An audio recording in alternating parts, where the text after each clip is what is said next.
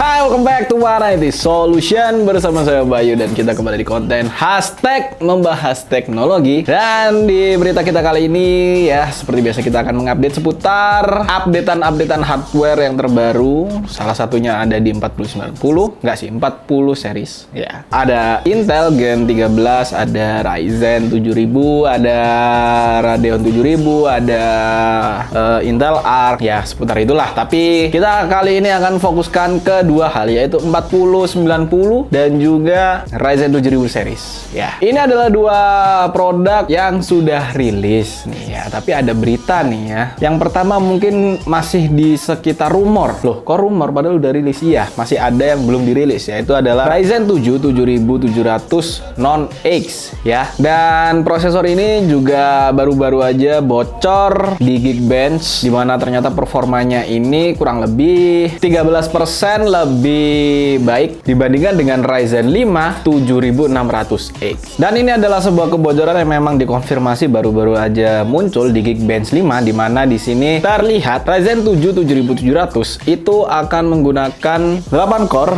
dan 16 thread. Kemudian untuk base frekuensi ada di 3,80 GHz dengan maksimum frekuensi ada di 5347 MHz. Dan di sini juga untuk pengujiannya menggunakan 16 GB DDR5 4800, dan untuk motherboard yang digunakan ini menggunakan motherboardnya dari ASRock X670E Taichi. Dan di sini untuk hasil skornya sendiri juga terlihat untuk Ryzen 7 7700 ini mendapatkan skor 2062 untuk pengujian single core-nya dan 12685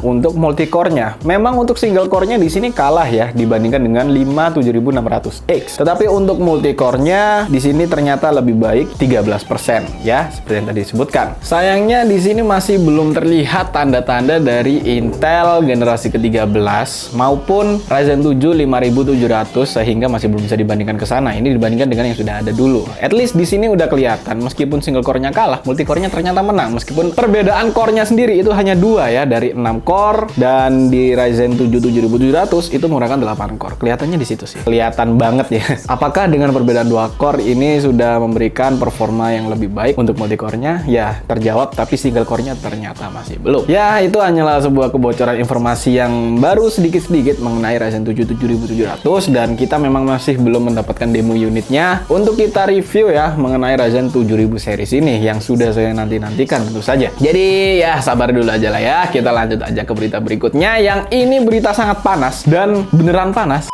Karena ini datangnya dari 4090 RTX, baru juga keluar. Udah ada 2 kasus ya yang kelihatan saat ini, di mana seorang user Reddit bernama Reggie dan juga No Duels Policy memberikan sebuah berita yang kurang mengenakan dari pengalaman mereka menggunakan 4090, di mana 16 pin powernya meleleh dan hampir terbakar ya, sehingga merusak dari GPU card 4090 ini. Dan ini dibuktikan juga dengan foto atau gambar dari 4090 mereka yang terbakar ini ya. Kelihatan di sini ada sebuah lelehan, dan ini sempat terjadi percikan yang mengeluarkan asap ya, hampir mungkin bisa dibilang hampir terbakar, dan ini cukup membahayakan juga. Sebelumnya kasus mereka ini berbeda juga ya. Dari Reggie ini, dia mengatakan bahwa kartu grafisnya itu terbakar terlebih dahulu kemudian keluar asap, sementara untuk kartu milik No Duel Policy itu mati begitu saja, dan adaptor atau konektor pin powernya itu ditemukan meleleh.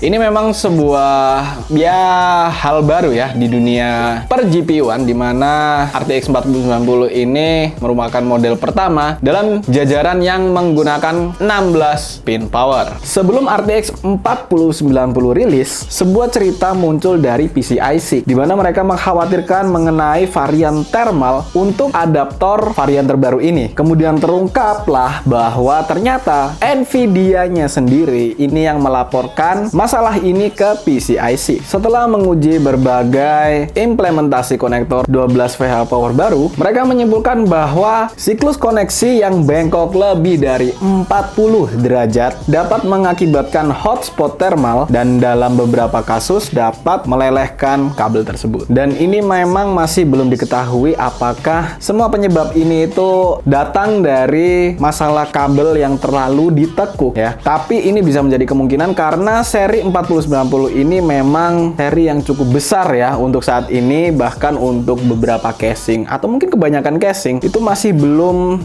cukup ya untuk memuat GPU card tersebut ya, karena memang ukurannya yang lebih lebar ya. Untuk panjang mungkin kurang lebih hampir sama dengan 30 series, tapi untuk lebarnya ini bisa dibilang lebih lebar. Dan untuk ukuran dari casing itu sendiri terpaksa harus menekuk kabelnya lebih tajam, lebih ya beginilah intinya ya, lebih tajam, sehingga keluarlah laporan dari Reggie dan juga No Duel Policy ini mengenai GPU card mereka yang terbakar di konektor pin powernya. Hingga saat ini memang masih hanya 2 kasus itu aja yang baru keluar di telinga kita, masih belum ada kasus-kasus yang lain, tapi kemungkinan harusnya sudah ada, cuman belum dilaporkan saja. Dan Reddit post ini sendiri juga sudah sampai ke telinga Nvidia, dan harusnya dalam beberapa waktu ke depan Nvidia akan memberikan official statement mereka mengenai kasus-kasus 4090 yang terjadi saat ini, di mana konektor pin powernya harus terbakar leleh ya, dan mungkin mereka akan memberikan solusi, atau mungkin ya itu aja sih, memberikan solusi aja lah yang paling penting ya, karena udah belinya mahal harus terbakar, itu kayaknya sedih banget sih ya. Itu bener-bener nggak bisa dipakai lagi karena hangus terbakar ya. Jadi